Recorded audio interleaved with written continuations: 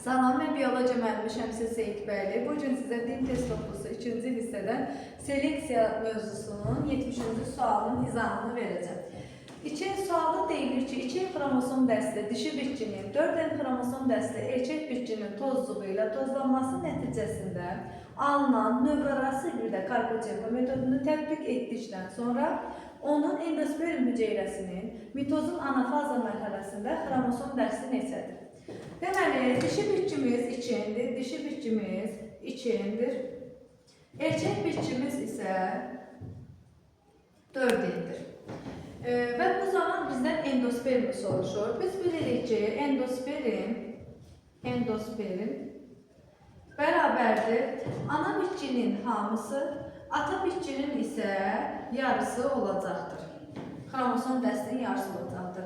Ana bitkimiz 2, ata bitkimizin yarısı isə eləyəcəkdir 2. Alınacaq 4-ün.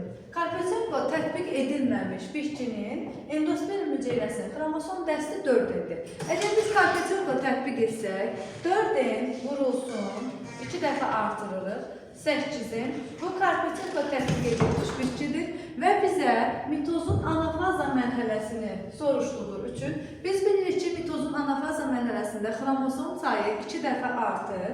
Həmin bu Karpachenko tətbiq etdiyimiz bitkini anafaza mərhələsində 2 dəfə artdığı üçün xromosom sayı eləyəcək 16.